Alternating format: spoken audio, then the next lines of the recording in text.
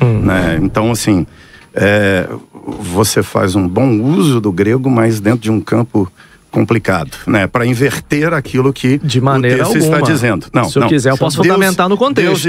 Deus está lá atrás dizendo para Moisés, falando acerca da história. Eu terei misericórdia de quem me aprouver ter misericórdia. Só cita e isso foi mostrado em Faraó. Eu me compadecerei de quem eu quiser compadecer. Mas o senhor não deixou chegar nessa parte, não, pastor? Deus está nessa conversa com Moisés lá atrás, dizendo que de fato fará isso, sim, na história. Qual é o contexto?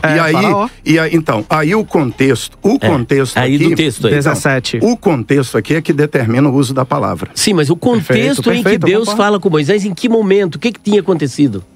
É o juízo sobre o Egito e salvação para Israel. Não. A questão é sobre o bezerro de ouro. Olha aí o texto. Então, parece que não sou eu que estou do contexto. É o seu que saiu do contexto. Não, fazendo aí uma falácia. Não. Eu ia chegar lá. É o contrário. Eu ia chegar lá, né? Não tem nada a ver com o faraó aí. Então, mas Deus... Êxodo 33:19 é o contexto. Deus está falando... Farei toda a minha bondade diante de ti, proclamarei o nome do Senhor, terei misericórdia. Isso daqui é o contexto do bezerro, entendeu? Justamente, e ele ilustra Deus está falando acerca da sua condução da história. Deus está falando do seu comando dos fatos da história. Ele está respondendo ao questionamento de Moisés, porque Moisés... Olha o que Moisés diz, Senhor, se não dá para perdoar o teu povo, risca o meu nome do livro da vida que tu escreveste. O que Moisés está pedindo? A perda da salvação. Ele queria que Deus mandasse ele para o inferno se não desse para perdoar. E olha que Paulo, lá em Romanos... ele vai reverberar isso aqui no capítulo 9. Ele vai começar Romanos capítulo 9 dizendo o seguinte: eu gostaria de ser afastado de Cristo por causa do meu povo que é Israel. O que é separado de Cristo? É dizer o seguinte, olha, se a minha ida para o inferno resultar na salvação de Israel, se isso for possível, me mande para o inferno. Ele reverbera justamente o que Moisés disse. E o Senhor disse, não, aquele que pecar contra mim, esse daí eu riscarei do livro. Verso 3. Mas o que não pecar, eu não riscarei. A resposta de Deus é... Acabou. Então, a resposta de Deus a essa interpelação de Moisés é exatamente Deus dizendo da condução soberana dele da história. Inclusive, Paulo vem na sequência e diz, a Escritura diz a Faraó, por isso mesmo... Aí vem o endurecimento... né, a misericórdia. O senhor está invertendo o texto. Não estou invertendo, Faraó não. É o capítulo 9 de Êxodo. Não, eu estou falando... E essa questão da misericórdia é capítulo 33. Nada a ver. Não, peraí. Preste atenção, não. Olha aqui, é Paulo que está dizendo. Ele diz a Moisés, terei misericórdia. Depois Paulo é quem diz assim, porque a Escritura diz a Faraó. Ou seja, outro texto. Outro texto, pastor. Mas quem junta, eu sei que é outro texto, mas estou dizendo aqui, quem junta os textos, é o apóstolo Paulo. Não é bem assim. É o que Paulo está fazendo no texto. Sim, mas nós precisamos interpretar os dois textos. Paulo está usando dois exemplos. Quer tratar do endurecimento de Faraó? Então vamos lá. Paulo está usando dois exemplos para ilustrar uma mesma verdade. Tá bom. Mas vamos trabalhar os dois textos. Paulo está usando dois exemplos para ilustrar a mesma verdade. Então, reverendo Amaury, então, por favor, dê o exemplo 1 e o exemplo 2 para eles rebaterem ali. Também, o professor Marcos, fica à vontade para falar. Sim. Os dois exemplos, então. Fala de Moisés e fala de Faraó. Do que Paulo está falando? Paulo está falando exatamente do que ele começa. Paulo está aqui mostrando o porquê da rejeição a Israel. O assunto de Paulo aqui não é nem Faraó, ou seja, é aqui. Por que gentio será salvo e judeu não será salvo? Por que Israel tem que rejeitar o Messias para que a salvação aconteça? Isso é a inquietação da comunidade judaica e a incompreensão dos gentios que se sentiam melhores do que os judeus às vezes. E Paulo está aqui em Romanos colocando as coisas no devido lugar. Então Paulo começa, o que Paulo vem aqui, ele usa o exemplo de Israel sendo rejeitado, gentio sendo aceito. Aí ele usa o exemplo dos gêmeos, né, que nascem e Deus já aborreceu de Esaú antes do nascimento e amou Jacó antes do nascimento, porque Paulo está dizendo, não decorre da lei, não decorre do mérito humano, decorre daquilo que é a escolha divina e não humana. Então, assim, o senhor está dizendo que, por exemplo, Israel, Jacó, ele estava escrito que ele enganaria. Ou, mesmo ele sem enganar, ele receberia aquilo que Deus já tinha determinado para ele? Não é que Deus, que sem enganar ele receberia. É que Deus está dizendo que a história aconteceu assim, porque Deus a conduziu para que acontecesse assim. Então houve uma condução. Isso é a soberania. Houve a condução. Professor Marcos, depois eu passo aqui a vocês. Houve essa condução de Deus, inclusive para o engano de Jacó, para que ele chegasse. Sim. Deus o conduziu a enganar. Deus não é pego de surpresa. Deus não toma decisões de última hora. Isso a gente concorda. Deus sabe o que deve ser feito. Okay. Deus sabe como fazer.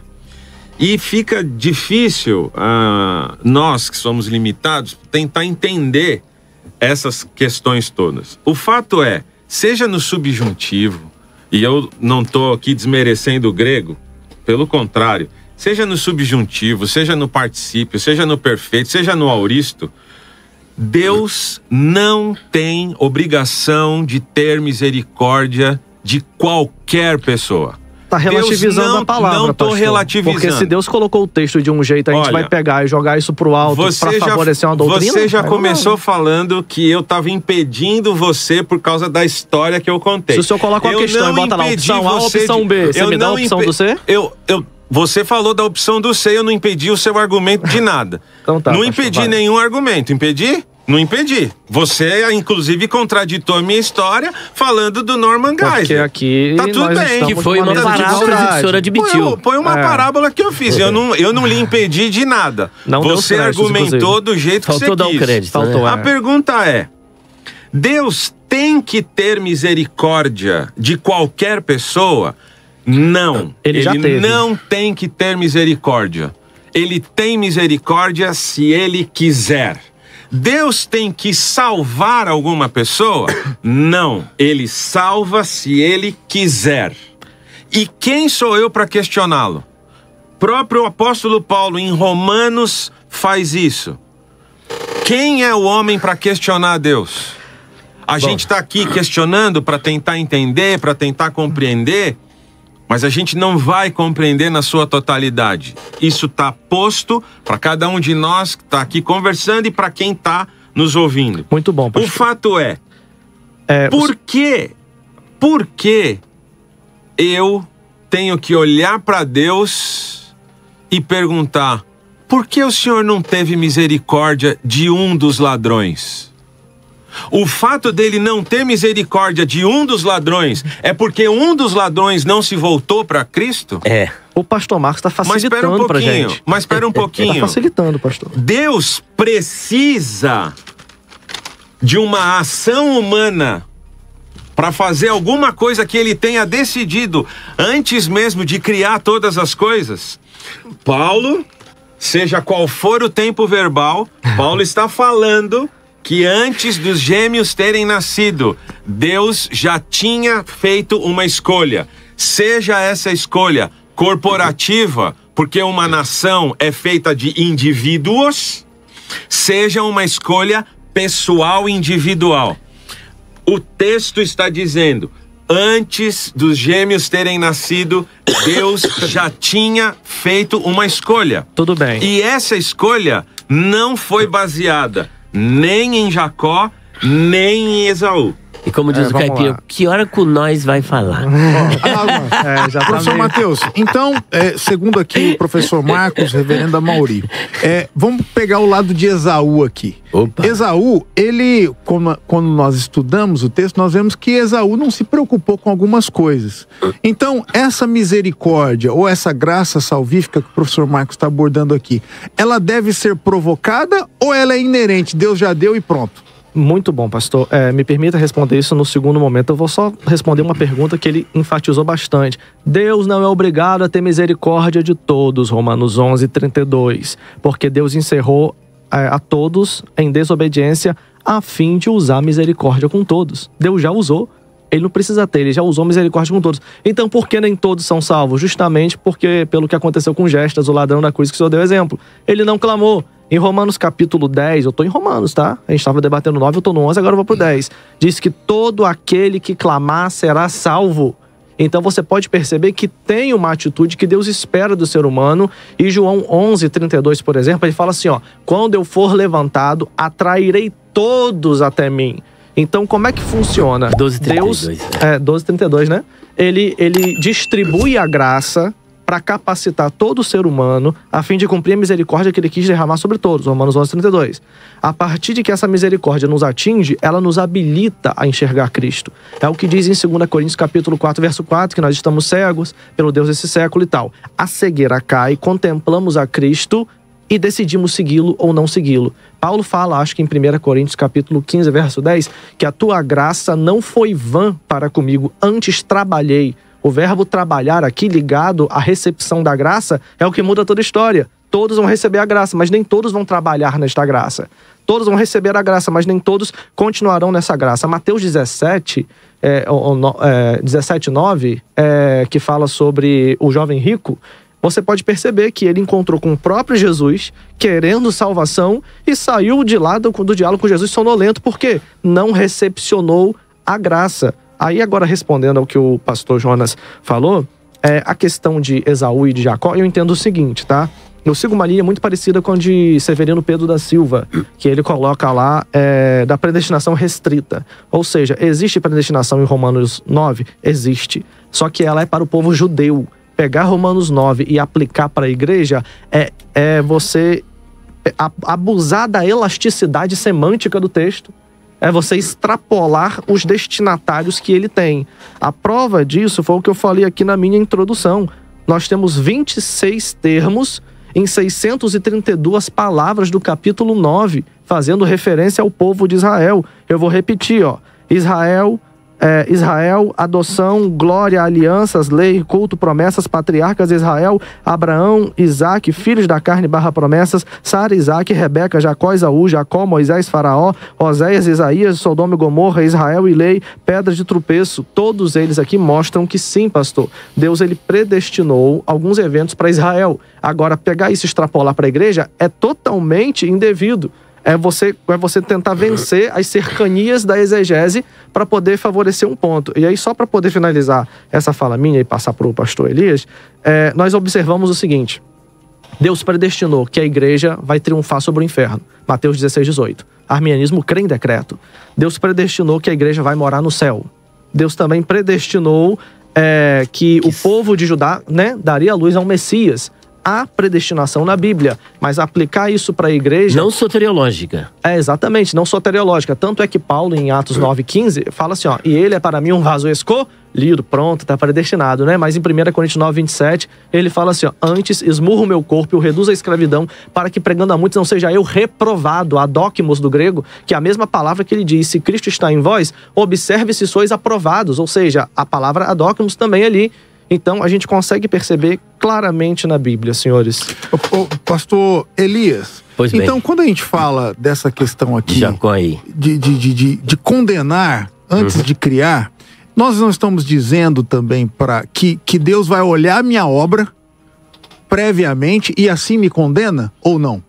Bom, colocando as obras acima da salvação? Voltando à sua primeira pergunta, da graça, que foi objeto da reflexão aqui do professor Matheus Rangel, é importante nós examinarmos o texto à luz do contexto. Que quando a gente foge do contexto, como foi feito aqui, tentando aplicar uma passagem em cima de outra passagem, fazendo a inversão de textos, é muito complicado, acaba se tornando uma exegese.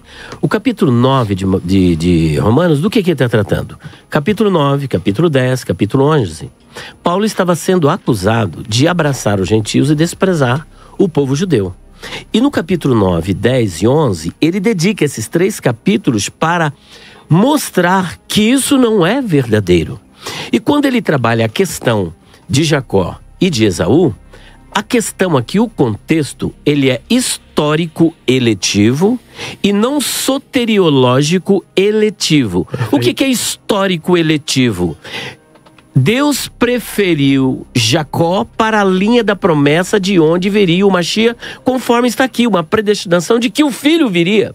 E Gálatas 4, versículo 4, e vindo a plenitude dos tempos, Deus enviou o seu filho, nascido sob a lei, para remir os que estavam debaixo da lei, nascido de mulher. Então, isso tudo aconteceu.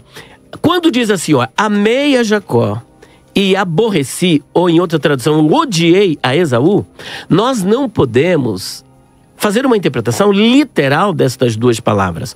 Isso há uma peculiaridade dentro do idioma hebraico chamado hebraísmo. E a questão de amar e odiar significa preferir um no lugar de outro, amar mais e amar menos. Quer ver um exemplo?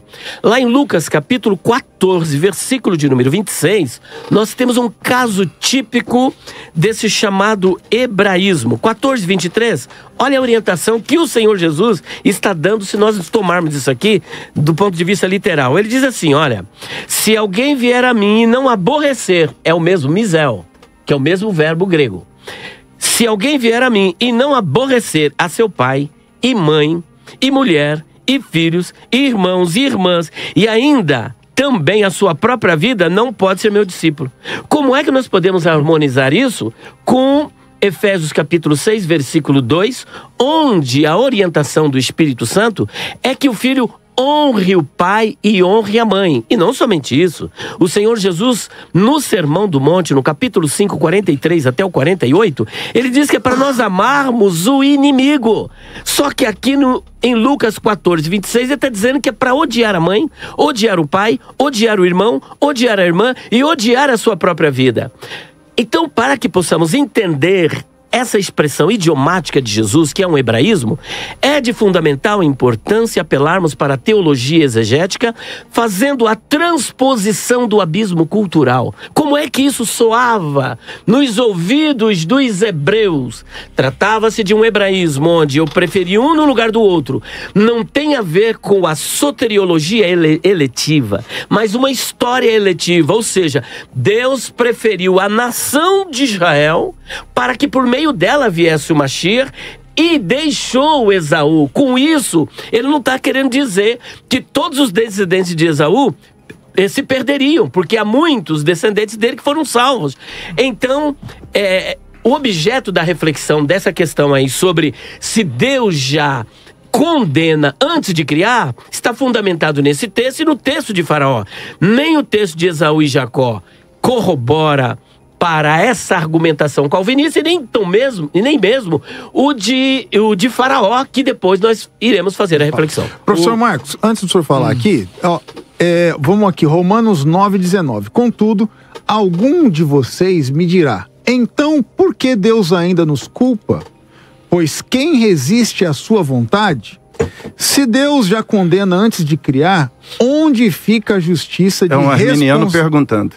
Oi? É um arminiano perguntando. Não, são perguntas provocativas. É justamente isso. Eu fiz uma pergunta para ele e estou fazendo para vocês. É uma pergunta, né? Eu tenho uma pergunta sobre Romanos 9:20. Deixa ele aqui. E como então responsabilizar o homem por seus pecados? Que é a mesma pergunta que eu fiz para o senhor. Como a gente vai encaixar essa questão da responsabilidade humana dentro aqui de Romanos 9,19? E rapidinho, pastor, Romanos 9:20 fala, Deus fala assim, quando Paulo responde em Romanos 9:20, quem és tu, ó homem, para discutires com Deus? Isso não indica que o homem não tem direito de questionar a soberania divina em relação à eleição e condenação? Eu acho que o ser humano pode questionar Deus. O ser humano não pode ser petulante nesses questionamentos. Colocando Deus na parede. O ser humano, inclusive, foi criado com a capacidade de pensar. O ser humano foi criado com a capacidade de se relacionar com Deus. Depois que Adão pecou, essa capacidade de se relacionar com Deus ficou absolutamente comprometida. O que Adão tinha antes na sua relação com Deus ficou manchada, deturpada, depravada, manchada, maculada. Tanto é verdade que quando Deus fez o que ele sempre fazia na viração do dia, a atitude de Adão foi diferente do que ele tinha antes. O Deus que despertava amor, o Deus que despertava prazer em Adão, o Deus que despertava vontade de se relacionar, de Adão se relacionar com ele passou a ter medo de Deus, ele passou a querer se esconder de Deus, ele passou a não querer se relacionar com Deus porque ele tinha pecado. E depois que ele pecou, ele imediatamente percebeu que essa relação com Deus não era mais a mesma. E a partir de Adão, toda a raça humana teve essa relação conturbada com Deus. Mas voltando ao que o pastor Jonas perguntou. A responsabilidade do ser humano anda junto com a soberania de Deus.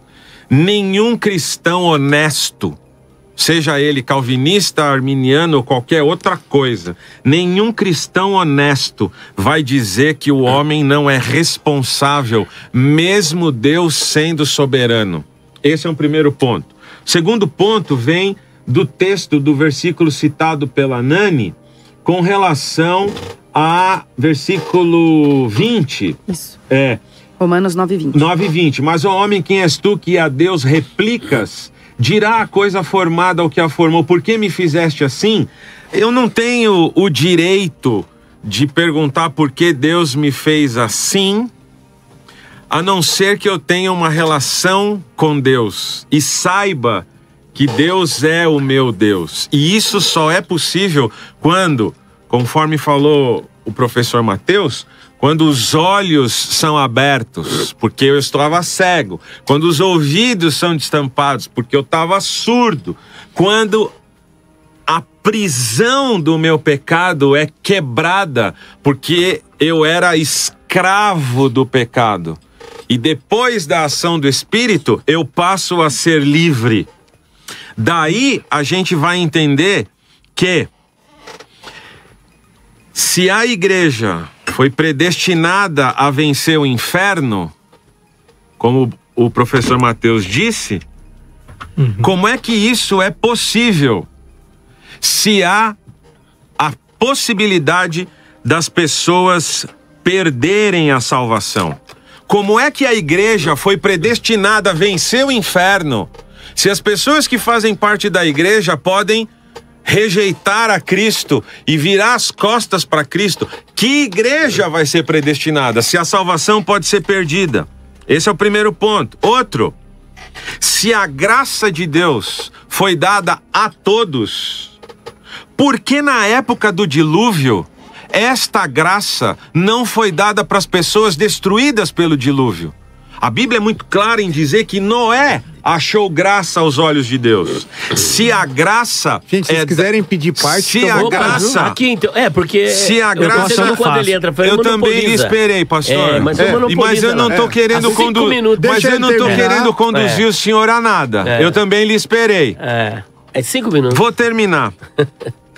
Se existe entre os descendentes de Esaú pessoas salvas, como é que Israel foi escolhido por Deus, se dentro dos descendentes de Israel tem aqueles que morreram condenados? Inclusive, os idólatras do bezerro de ouro foram mortos à espada pelos próprios levitas, pelos próprios patrícios. Deus não teve misericórdia daqueles idólatras, porque não quis ter misericórdia deles. E qual é o problema em se afirmar isso? Deixa eu ia fazer a pergunta. Não, Mauri. Eu tenho depois uma pergunta provocativa para vocês. Mas não estou vendo. Por favor, ele está refutando o universalismo, não é o arminianismo. Dentro do que foi colocado aqui da pergunta, né, do 19, do 20, é bem interessante. Ouvimos aqui, né, afirmações de que, olha, 9 está falando de Israel. Predestinação não tem a ver com salvação, não tem a ver com Israel, com a igreja.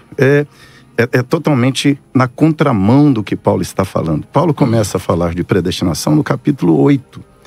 Quando ele fala de conheceu, predestinou, chamou, justificou, glorificou. Isso é salvação. E aqui no capítulo 9, a afirmação de Paulo de rejeição de Esaú, aceitação de Jacó, Paulo está fazendo esse paralelo aqui de igreja e Israel. Tanto é que a conclusão, né, que Paulo imagina que os ouvintes terão, Paulo cria o interlocutor aqui e ele coloca, né, o que pensavam do lado de lá, que é o que ele... Paulo esclarecendo o que ele quer dizer. Então, quando alguém coloca, né, alguém dirá, né, de que se queixa Deus ainda? Pois quem jamais resistiu à sua vontade? Ou seja, Paulo está colocando aqui o ser humano em luta com Deus, de fato, questionando Deus, porque Deus faz as coisas conforme Ele quer, porque Deus faz suas escolhas, porque Deus dirige a história. Depois Paulo segue dizendo, quem é o homem para discutir com Deus? Não pode, como pode o objeto perguntar para o que o fez, por que você me fez assim? Por que você me fez? Aqui seria, né, o sujeito, ele vai para o inferno e ele pergunta para Deus assim, por que o Senhor me fez? Se o Senhor já sabia que eu ia para o inferno e eu já estou condenado, para que o Senhor me fez? Paulo segue para explicar isso. Não tem o oleiro direito sobre a massa para fazer um vaso para honra e para desonra, ou seja, Deus não é dono da humanidade, Deus não é o Senhor de todas as coisas, tudo não pertence a Deus, tudo não é por Ele, para a glória dele. Aí ele segue dizendo, que diremos, pois? Se Deus, querendo mostrar sua ira, dar a conhecer seu poder, suportou com muita longanimidade os vasos de ira, preparados para a perdição, a fim de que também desse conhecer a riqueza da sua glória em vasos de misericórdia, que ele, que para a glória preparou de antemão, ou seja, Paulo está dizendo que há vasos de honra, vasos de desonra, preparados antes, como o caso de Esaú que estava lá, como o caso de Judas que estava lá, que eram vasos preparados para aquele fim, naquele momento que estava ali. Os quais somos nós, olha o que Paulo vai dizer, os vasos aqui que Deus preparou para a sua glória de antemão, e olha o que Paulo diz, os quais somos nós, a quem também chamou, não só dentre judeus, mas também dentre gentios. Ou seja, Paulo não está falando de igreja, quem são esses gentios aqui? Não são os crentes? Não é a igreja, não são os salvos? Aí ele segue na argumentação falando de Oséias, chamarei povo meu quem não é meu povo, e ele fala, cumprirá a sua palavra cabalmente em breve, e ele fala aqui dos salvos, e aí mais uma vez lá no 30 ele vai dizer, que diremos, qual é a conclusão que Paulo faz no capítulo 9? Que os gentios que não buscavam a justiça vieram alcançá-la. Todavia, a que decorre da fé, Israel que buscava a lei, não chegou a atingir essa lei. Por quê? Porque não decorreu da fé e nem das obras e tropeçaram na pedra de tropeço. Ou seja, o que Paulo está aqui colocando em Romanos é exatamente que a salvação não é por mérito humano, obra humana, é obra divina, é Deus conduzindo todas as coisas conforme seus planos, caminhos e propósitos. Isso se equaliza, você tem de fato esse outro lado da responsabilidade humana, mas em termos de causa e efeito, as coisas acontecem não porque o homem quer, faz e acontece. É Deus, na sua glória, quem pensou e planejou todas as coisas soberanamente, e elas cumprirão no final da história o propósito de Deus. Amém. Vocês anotaram os pontos que vocês querem rebater? Por favor, senão eu já vou fazer outra pergunta. Pode falar que depois eu prossigo. Eu acho que essa tá bem fácil também, porque, vamos lá, Romanos capítulo 8, verso 28, começa dizendo assim, né? Ele leu do 29 em diante, é bom ler o 28 também. Sabemos que todas as coisas cooperam para o bem daqueles que amam a Deus. Então é uma condição. Primeiro a pessoa recebe a graça, passa a amar a Deus, e aí ela funciona dentro de um propósito eletivo predestinado. Aí ele é predestinado depois que criou. Você interrompeu ele, não, né? Não, só fiz uma pergunta. Não, vamos lá. Só fiz uma pergunta. Debate tem isso. Tem hora que eu fazer e não deixaram. Não, mas debate é debate. É lógico que a gente tem que ser cordial, mas a gente semeia na educação e colhe também. Então vamos lá. Por exemplo, sabemos que todas as coisas cooperam para o bem daqueles que amam a Deus. Essa expressão daqueles aqui indica que um povo, que é a igreja, que Paulo está falando ali em Romanos, começou a amar a Deus, participa do propósito eletivo. A eleição da igreja, ela é coletiva, você não vê eleição individual. Deus elegeu a igreja para chegar a um devido fim. Aqueles que estão dentro da arca, digamos assim, vão participar desse fim, vão participar desse livramento. Agora, olha que interessante, né? Quando ele vai continuar na leitura aqui, ó, porque os que de antemão conheceu também o predestinou. Só pegar um gancho antes de senhor continuar, mas não foi Deus que selou a arca para que ninguém mais entrasse? Mas Romanos, 1 Coríntios, né? Vamos falar sobre a arca então. 1 Pedro, capítulo 3, verso 20, está escrito só na sequência aí do seu texto, por isso que eu fiz essa colocação. Não, perfeito. 1 Pedro, capítulo 3, verso 20, está escrito assim, ó. O qual, figurando o batismo, agora também vos salva. Não, calma aí. Primeiro. Aqui, ó, verso 20, só estava lendo 21. Olha só.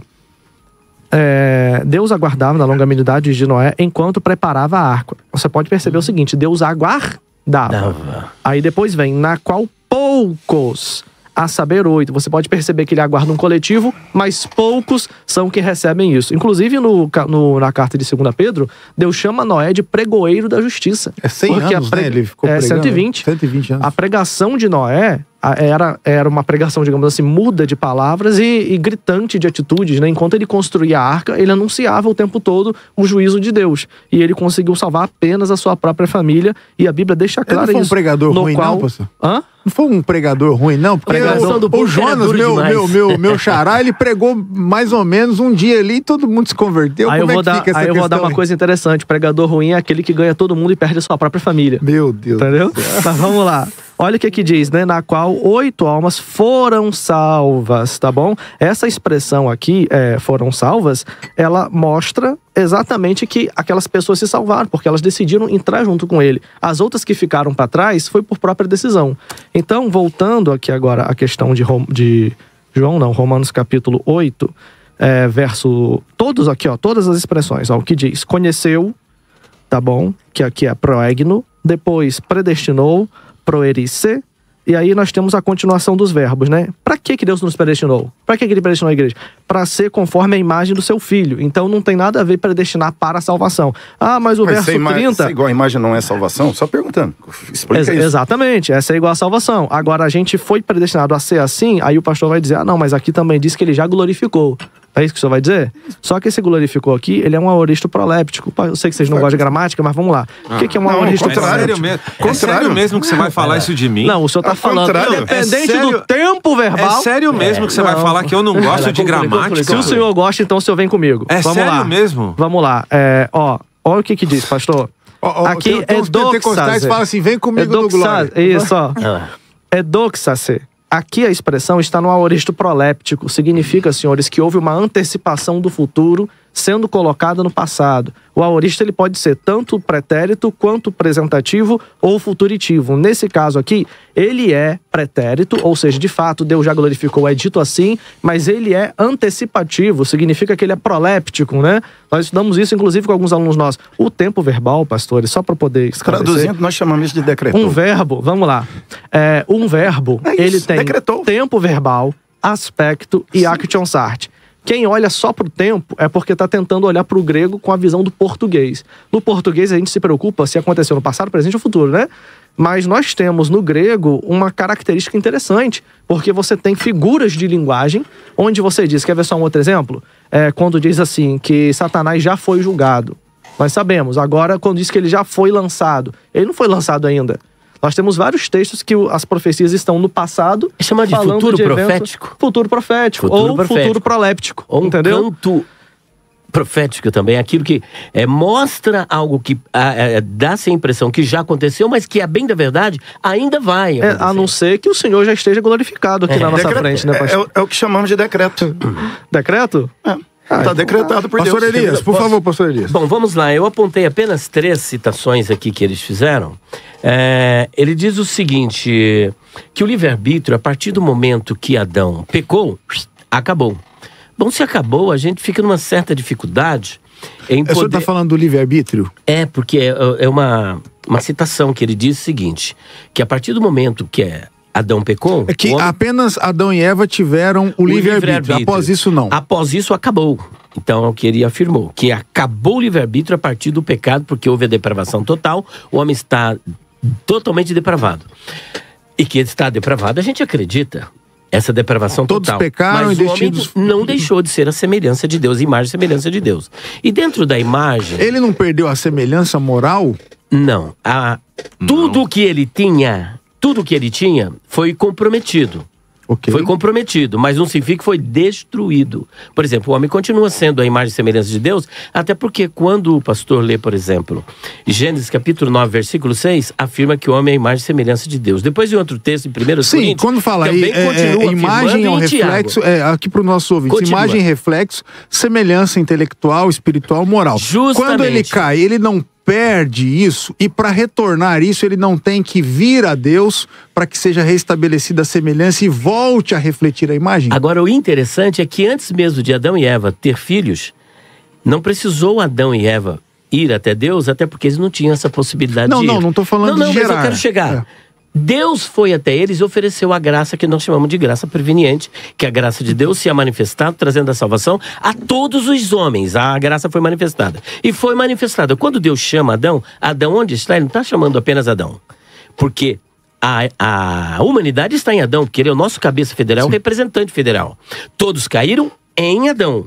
Não somos pecadores porque pecamos. Pecamos porque somos pecadores, e somos pecadores porque nascemos em pecado por conta daquilo que Adão praticou ali. Então todos nós estamos comprometidos. Só que é interessante, no capítulo 4 de Gênesis, versículos 6 a 8, Deus confronta Caim. Fala, Caim, por que você está de cara feia? Por que você está irado? Essa é boa. O mal já está à porta. Olha só, se você fizer o bem, não é certo que você será aceito. Mas se você fizer o mal, o pecado já à porta, e a ti compete dominá-lo.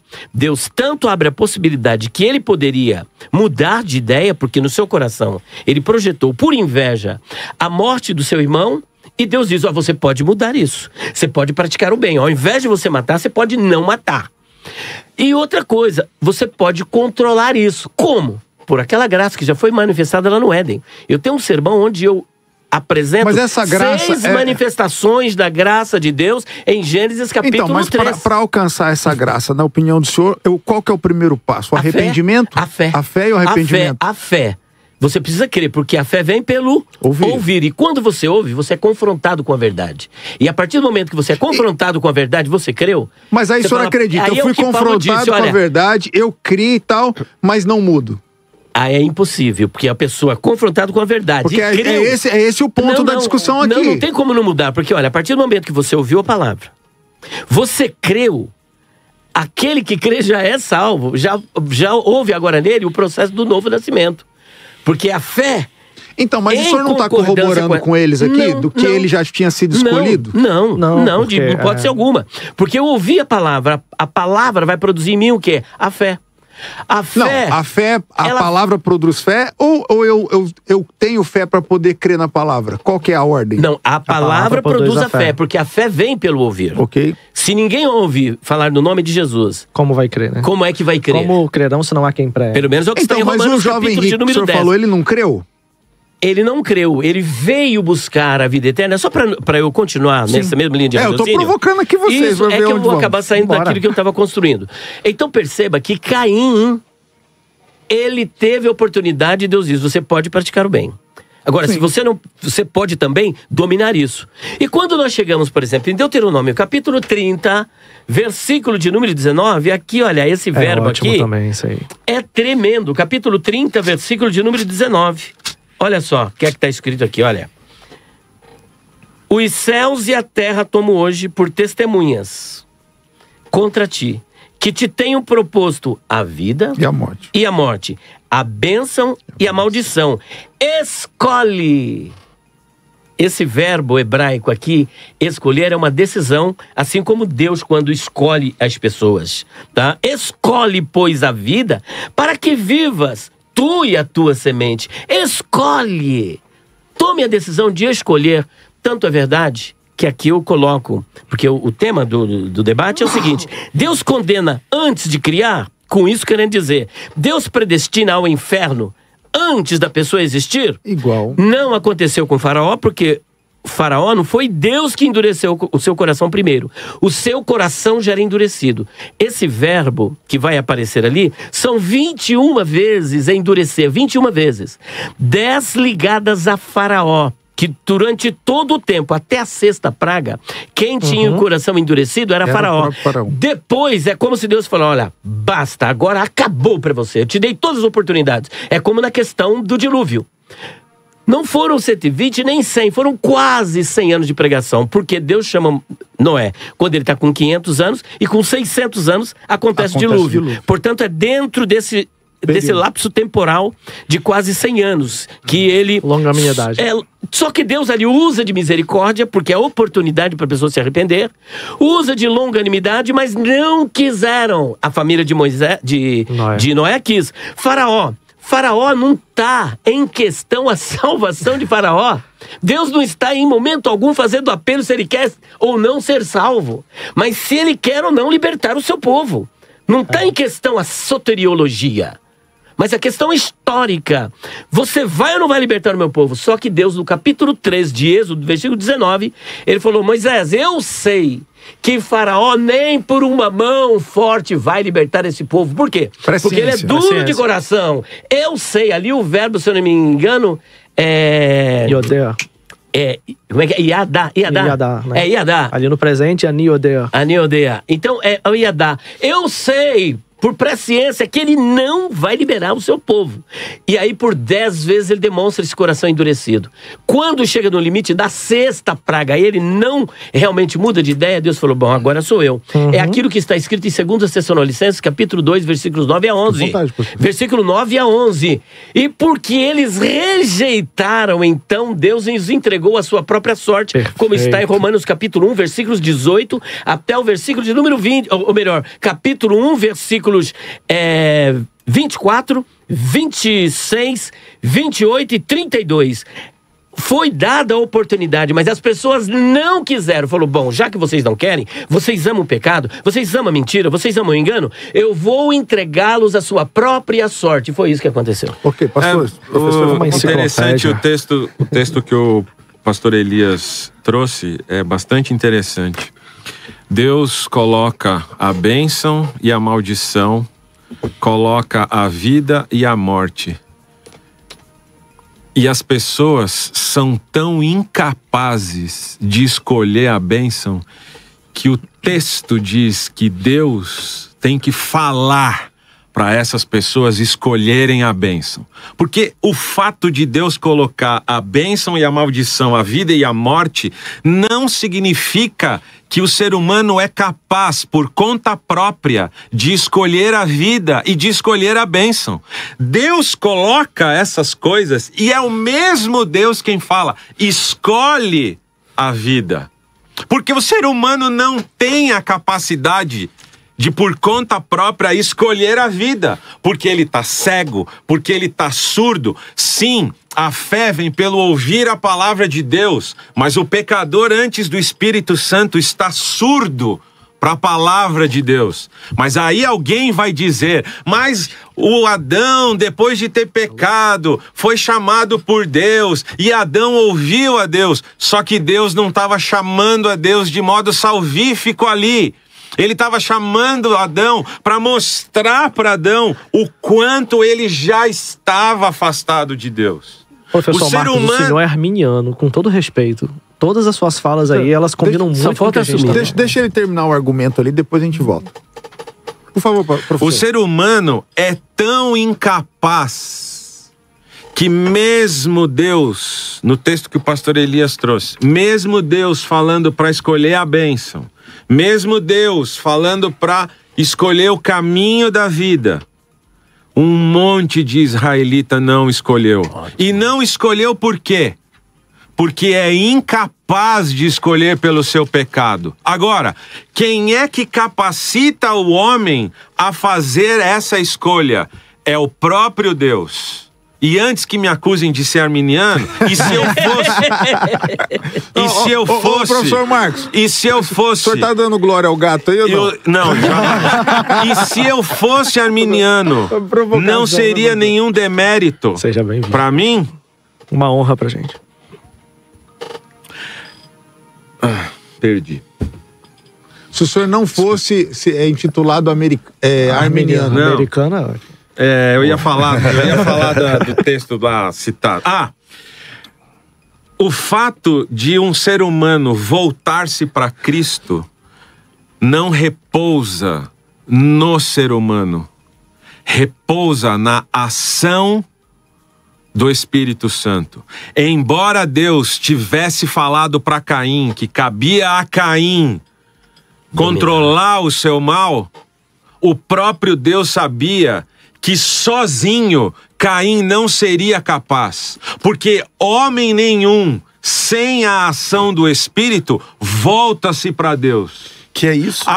Só um minuto, pastor. O próprio Armínio dizia. 30 segundos. Porque cada um de nós, quando sobe no púlpito para pregar domingo, antes da gente subir, a gente ora: Senhor, converta essas pessoas. A gente não sobe no púlpito esperando que aquela pessoa sozinha converta-se a Cristo. Porque senão eu não usaria a Bíblia, eu usaria de lógica humana. Eu usaria de qualquer argumento humano.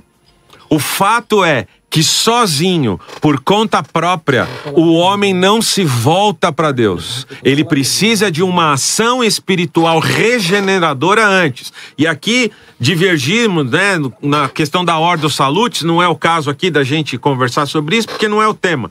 Mas o fato é que deixados à sua própria escolha, 100 anos de pregação, só 8 pessoas foram salvas. E só 8 foram salvas porque Deus quis salvar só 8 pessoas. E mais um monte de bicho. Graças a Deus que eu sou biólogo, eu consigo estudar. Pastor Elias Soares, eu tenho uma pergunta sobre Judas. Se Jesus já sabia que Judas iria traí-lo, Judas realmente tinha livre-arbítrio? Eu tenho que colocar uma Essa é o tipo de pergunta que acaba com a aula na escola dominical, né? O professor chega com toda a aula pronta. Não tem como falar de Judas. Acabou. Vamos lá, então? Vamos. Não, a Nani, ela sempre faz isso. Solta uma pergunta dessas assim. E aí eu saio correndo. Porque... Eu vou usar aqui a maiêutica socrática. Olha lá, vou usar a maiêutica socrática aqui, ó. O texto que eu sempre tenho usado. Devolve pra ela, devolve pra ela. Não, retórica não. Se Judas... Não, eu vou trazer meu professor Átila Ribeiro. Bom, em primeiro lugar, ó. Um abraço, Átila. Judas foi escolhido por Jesus. Jesus esteve orando a noite toda e depois o escolheu. Ele era um escolhido do Senhor. Ele fazia parte dos 12. E tem mais. Tem uma promessa que repousa sobre a vida dele aqui. Mas não foi escolhido? Mas não foi escolhido já para essa finalidade? Eu posso fazer? Não, estou fazendo uma pergunta. Posso elaborar a maiêutica socrática? Porque me responda a minha pergunta. Não, peraí, porque eu tenho que responder a dela. Soma a minha na dela. Não, mas é a dela que tem que responder. Soma a minha. Depois se eu quiser adicionar. É debate, põe todas. Uau. Eu nem formulei o questionamento, ele já está me interpelando. Já pro senhor já juntar tudo. Junta tudo. Isso também não foi feito comigo, pastor? Já fez toda hora. Não fez. Quem mais? É sério mesmo? Não, mas fiquem à vontade. É sério mesmo? Eu quero ouvi-los. Pode jogar a gente no fogo, a gente vai sair igual Sadraque, Mesaque e Abednego. Eu só sei de uma coisa, que eu que não quero ser o Judas. Eu posso responder. A minha pergunta é, eu posso responder a pergunta que me foi feita? Sim ou não? Posso? As duas. Então vamos lá, então. Primeiro, eu não consigo ser onipresente. Eu só respondo uma coisa de cada vez. O Elias, vamos que é lá. isso? Não, não sou Elias Deus. Não é Deus, eu não sou mas... Deus. Deus responde a todos os pedidos que fazem de uma só vez. Mas o Elias Agora é uma vez por... E não vai quebrar minha linha de raciocínio, porque eu sei o que eu quero dizer. Só não hora pedindo pra descer fogo. Deixa então o homem rogar. Já acaba o debate. Olha, vamos lá, então. Respondendo a pergunta dela, o que se levanta aqui é o seguinte. Judas era um predestinado ao inferno.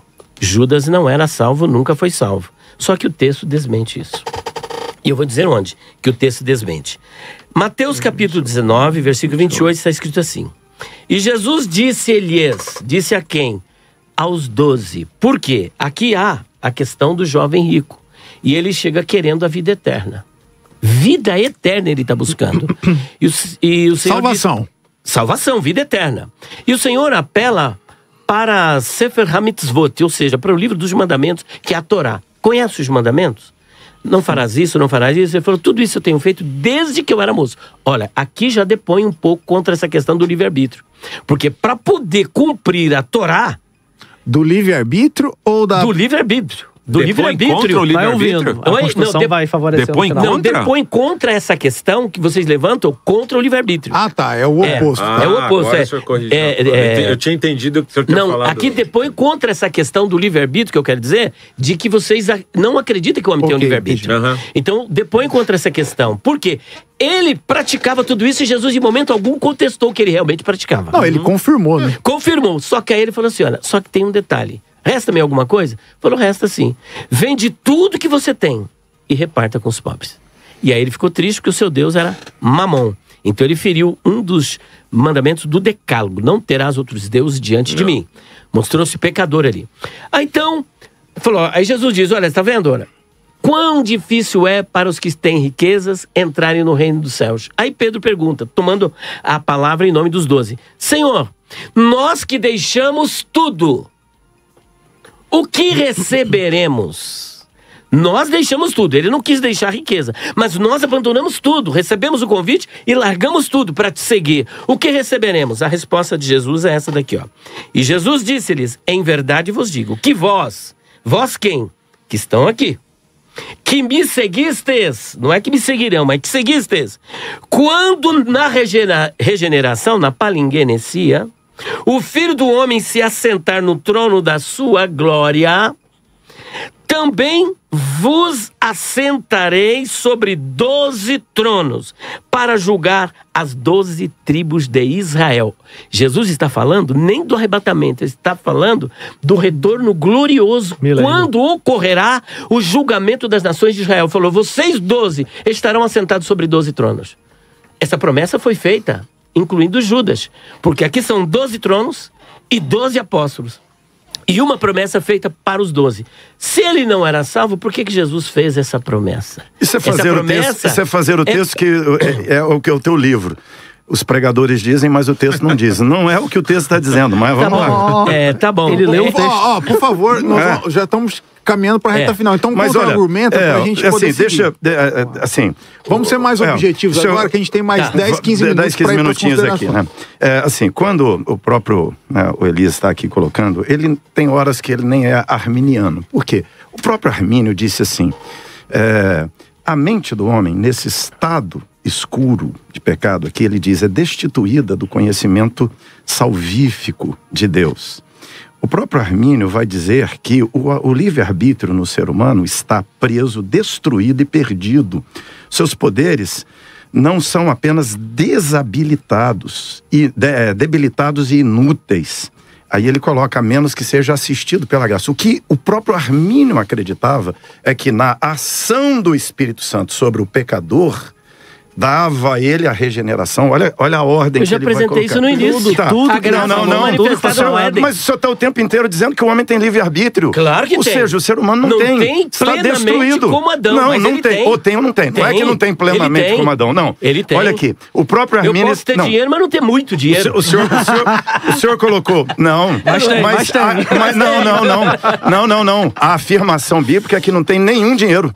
Entendeu? Tem zero dinheiro. Aonde está dizendo que não tem o livre-arbítrio? O próprio Armínio está aqui. Eu tô falando na Bíblia. Eu quero ver. A posição é a Bíblia. Então, mas estou dizendo que o senhor não é nem arminiano. Entendeu? Claro é isso que eu estou colocando. Eu sou bíblico. Então, não, nem bíblico. Nem bíblico, nem arminiano. Porque assim, a questão nossa... A questão central arminiano e calvinismo... Não pode levar pro coração, pastor Wagner. A questão central arminiano e calvinismo para mim, a essência... Não tem como, né, colocarmos Deus como eterno, presciente, onisciente, e dizer que o Judas perdeu a salvação. Ou seja, o Judas estava lá, Jesus já havia dito, não vos chamei número de 12, um porém é diabo, ou seja, um é traidor, um é inimigo. Ou seja, Jesus aí mesmo... Aí é uma falácia. Jesus, não. Aí os pregadores dizem, mas a Bíblia não diz, porque ele falou para Pedro, não. Satanás. Então, mas... Chamou Pedro de Satanás. Então, mas... E disse que Judas era um diabo, mas não Satanás. Não, mas ele está dizendo... Por isso, Pedro perdeu a salvação. Mas ele não está dizendo lá, ele não está lá colocando que... diferente aqui, Jesus é claro em dizer, eu chamei vocês em número de 12. Certo. Mas Jesus está dizendo, é diferente. Um não é. Agora, um é inimigo, um é adversário, um é traidor. Não é? Tem um artigo definido aí? Não, assim, Olha só, capítulo 6, versículo 70, por favor. Olha só, Jesus está distinguindo ali, dizendo que dos 12, de fato, um não é. Lá está indefinido, pastor. Sem artigo, está indefinido. Não está. Mas assim, não precisa, que é a construção. Não precisa. Olha só, mas assim... que a gente fala que vocês gostam de gramática. Não é. Ou seja, Jesus, gente, a exegese, ela não se atém só à gramática. Tem contexto próximo, contexto remoto, campo semântico, tem uma série de coisas. Só não pode gramática. Não pode a gramática, mas então, a gramática é parte. Então, sobre gramática, olha só que interessante, ó. Só que no mesmo texto primeiro, ó, Mateus 19, 28, está escrito assim, ó. Vós os que me seguistes. Essa expressão aqui indica que enquanto seguindo... eles estão na promessa de se assentar aos 12 tronos. Judas deixou de seguir por si mesmo. Gente, não tem... Entendeu? Assim, eu não consigo... O Marcos está quase vindo para mim. Eu não consigo entender... Ele era arminiano. Eu não consigo entender essa presciência divina, onde Jesus, quando chama o Judas é salvo e... lá na frente, o Judas não é mais salvo. Não, mas assim, o debate isso não é dá pra explicar. O debate mas quem é tu pra discutir com Deus, se ele quiser? O debate... Não estou discutindo com Deus, estou discutindo com Elias e com Mateus. Eu não estou discutindo com Deus. Aliás, para mim é muito tranquilo o fato de que Deus... Podia acabar aqui. Não, é muito tranquilo o fato de que já havia a profecia dizendo que um que mete a mão no prato com ele iria enganá-lo e traí-lo. Aí Deus pegou a mão dele e botou lá. Não é que Deus pegou, é que assim... Pedro fez pior. Não é isso. Assim, é exatamente qual é a diferença de Pedro para Judas. Justamente. Que é o propósito de Deus. Judas não. Não, é o propósito de Deus. É Deus conduzindo. Deixa eu colocar um versículo aqui, então. É o vaso de honra colocado no lugar certo e o vaso de desonra colocado no lugar certo. É isso que Paulo está dizendo. Professor Marcos, vou mexer com o senhor. É a última rodada aqui de debate. Deus. A gente tem mais 12 minutos e depois nós vamos para as considerações finais. Efésios capítulo 2, a partir do 8, diz assim: pois pela graça vocês são salvos, por meio da fé. E isto não vem de vós, é dom de Deus.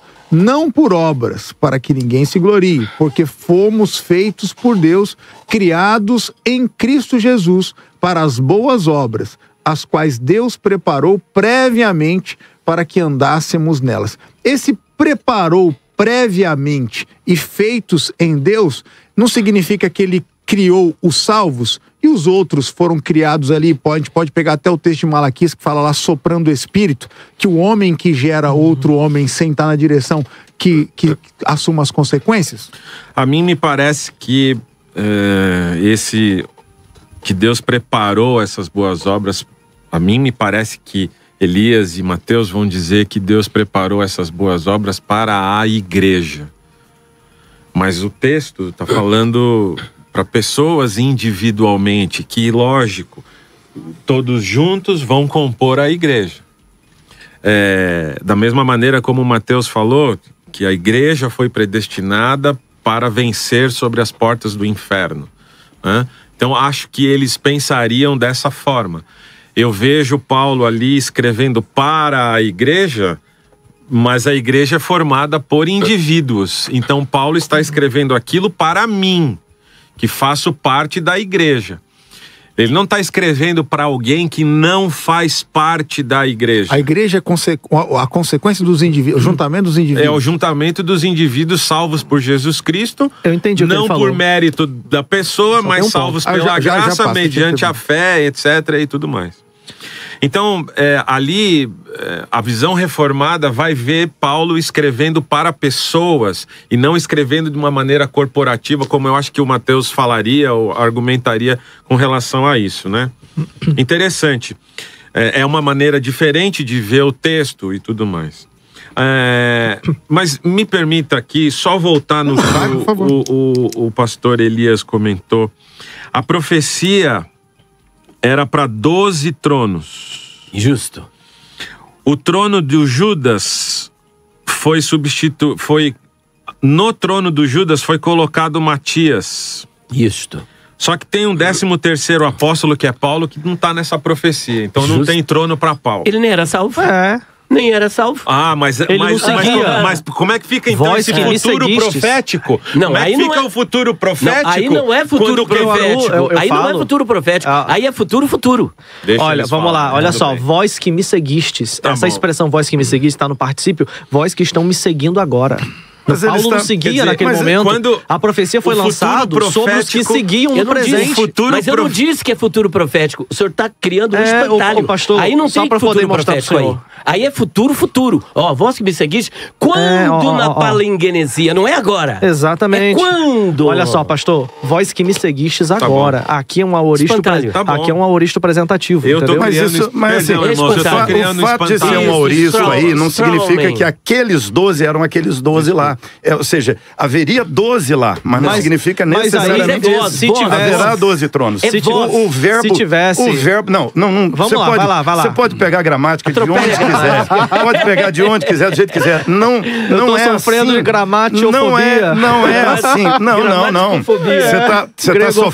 Você tá sofrendo da coisa chamada falácia exegética. Meu que é um dos grandes equívocos no meio evangélico. Faça exegese, por favor, já que ele ia falar sobre a exegese. fazer exegese. Ele falou que eu ignorei o contexto daquela hora. Ele nem sabia que o verso 15 falava do verso 33. O nome é esse, né? Assim, a gente... Isso chama-se lacração. Não é lacração. É simples, quer ver, pastor? Pastor, se eu tô usando gramática da maré errada, por gentileza, o texto do grego tá aqui. O senhor pode usar gramática também. Tá disponível pra mim e pro senhor. Tá disponível, tô com ele aqui também. O senhor consegue ler, por exemplo, aqui, ó. Apulutessantes. Aqui a expressão tá no particípio, meu querido. Não tô... Dizendo que eles estão seguindo. Olha, só pra poder dizer, porque tá parecendo... Eles estão... É a ação que está acontecendo no momento. Tá parecendo que... tudo bem. Tá parecendo que eu escolho quando o aorista é proléptico. E não. Eu vou dizer a vocês as duas regras que tem com o aorista. Você só exacerba você só exacerba a narração pra uma afirmação teológica. Pro senhor dizer que eu estou exacerbando, o senhor tem que conhecer a regra. Eu conheço a regra. Eu também conheço. Então faça, por gentileza, a exegese gramatical. Diz pra mim as duas regras que fazem o aorista ser proléptico e não ser gnômico, não ser incoativo, não ser ingressivo. Olha só, eu digo pro senhor cada uma. Vamos lá. Eu sei, mas assim... Com toda a humildade, pastor, um aorista só é futuritivo quando é precedido por dois advérbios de negação. Ou quando ele tem um verbo no futuro depois. E eu consigo comprovar isso no texto. Agora, se ocorre do senhor não gostar desse tipo de interpretação porque ela fecha de fato o seu argumento, aí é uma questão sua. Não fecha o argumento. Não precisa me atacar e dizer que gramática não é necessário. Não fecha. Quando nós não conhecemos uma determinada área, a tendência natural é atacar. Não. É tipo a raposa. A uva tava podre. Senhores calvinistas, eu não vou parar. Se quiser refutar o calvinismo, vem com gramática. Se não, infelizmente, eu vou continuar falando. Eu quero fazer uma pergunta ao lado do pastor do reverendo Amaury aqui, do professor Marcos. Judas traiu porque quis ou porque já estava entregue aos decretos de Deus? Se foi escolha dele, como então cumpriu as profecias divinas? Então, é o que a gente já vem dizendo. Eu tenho a resposta para isso. Isso tá em Salmos 41:9, tá? É o que já vem... Salmo 41:9. É o que a gente já vem dizendo. São assim. 4 características. Assim, a gente sempre tem essa coisa de colocar isso ou aquilo. Mas a Bíblia inteira, de Gênesis a Apocalipse, ela é cheia de paradoxos.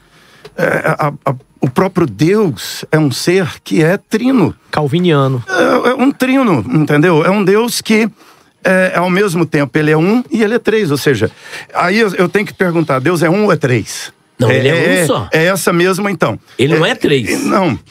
Deus... Coexiste em 3 pessoas, assim, aí é triteísmo. Então, não. Assim, o senhor está forçando aí... ele é um ou é três, fazendo, não é três. O senhor está fazendo o que o senhor me acusou de fazer há pouco, entendeu? Não, o senhor está fazendo... Não falei isso. Falou. O senhor está me acusando, o senhor está distorcendo o que eu disse e fazendo significar isso, mas não é. Eu estou falando aqui da doutrina da Trindade, que esse ponto a gente não tem discordância nenhuma, é tranquilo, que o que eu creio tá tranquilo, entendeu? Então, assim... a Bíblia, ela tem essas coisas que caminham paralelas, que caminham ao lado uma da outra, que a razão humana, né, ela vai querer que seja uma coisa ou outra, mas as duas coisas são verdade em conjunto, ou seja, a tensão calvinismo e arminianismo, ela é assim, o calvinismo acredita que a ação de Deus causa a ação do homem. O arminianismo, em síntese, é o que eu entendo do arminianismo, ela entende que a ação do homem causa a ação de Deus. Isso é falacioso e é espantalho. Isso é pelagianismo, né? Pelagianismo. Preste atenção. Arminianismo. Mas preste atenção. O que eu falei antes de fazer a afirmação é o que eu entendo do arminianismo. Eu fui cuidadoso ainda. Tudo bem. Fiz questão de dizer. Eu não disse. Amaury, gente. Eu não disse assim. Eu disse assim. É o que eu entendo. Sim, senhor. É o que eu entendo o arminianismo mas dizer. Mas está entendendo errado. Então, mas eu coloquei aqui. Eu fui aqui até. Fui criterioso, coloquei intencionalmente. Eu não quis pendurar espantalho nenhum. Eu falei assim: olha, o que eu enxergo. Mas você não fala nada. Por isso que eu não sou. Não, eu já fiz a afirmação. Pode aprender com arminianos. Não, eu já fiz a afirmação. Eu já li Armínio, eu já conheço. E continua entendendo assim? Continuo entendendo assim. É o que eu entendo da fala do Armínio, é o que eu entendo da fala dos arminianos, que, aliás, muitos arminianos hoje são pelagianos, não são arminianos. Porque eles defendem o que o próprio Armínio não defendeu. Né? Então, assim, a ideia de que a ação do homem é que causa a ação de Deus para mim, nas escrituras, não bate. Mas tá combatendo um espantalho, ninguém quer ver isso. Não. Acho que o senhor tá, assim, com todo respeito, a sua argumentação é obsoleta e vazia. Porque se alguém tivesse levantado essa argumentação, o senhor tá batendo. Não tô nem batendo. Quem falou isso aqui? Olha só, eu estou aqui caminhando. Estou caminhando na resposta que eu vou dar a ela e dizendo assim. Então o tempo vai acabar. Não, o senhor falou mais, o senhor pegou aqui, quase deu uma palestra, pastor Elias. Não, vamos lá, vamos com calma aqui. O podcast. Não. Aí... Mas o senhor pode finalizar o raciocínio. Vamos finalizar o raciocínio aqui. Quando nós entendemos, quando se entende que a ação humana... eu sou salvo porque eu fiz isso. Quando eu entendo que o Judas, né, olhando aqui para o caso dele especificamente, o Judas é um vaso, é o que Paulo está dizendo, é um vaso de desonra que está ali para aquela finalidade. Deus colocou, é a pessoa que está ali. Ou seja, a história na concepção divina e bíblica, ela já está escrita, ela já tem o seu desfecho, ela já tem o seu final. O livro da vida já tem os nomes. E, assim, isso na eternidade... E os nomes podem ser arriscados, né? Aí Deus escreveu o nome errado. Aí Deus escreveu um nome que não devia ter escrito. Judas Iscariote, tava lá, mas foi tirado. Deus escreveu um nome que não deveria ter escrito no livro da vida. Deixa eu pelo menos fazer uma pergunta. Deus nem onisciente. Eu quero só fazer uma, porque ele vai monopolizar, daqui a pouco acabou o tempo. Não, mas assim, eu não estou monopolizando. É porque toda vez que eu vou falar, há uma interrupção e aí não tem como concluir a ideia, não termina. Judas Iscariote foi substituído porque pecou ou porque ele morreu? Você acaba de assistir mais um corte do Mundo Cristão. Não esqueça de deixar um like neste vídeo, escrever sua opinião nos comentários e se inscrever no canal. Ei, rapidinho aqui. Se você quer começar a ganhar uma renda extra com o YouTube e as redes sociais, acesse o link fixado nos comentários ou na descrição desse vídeo.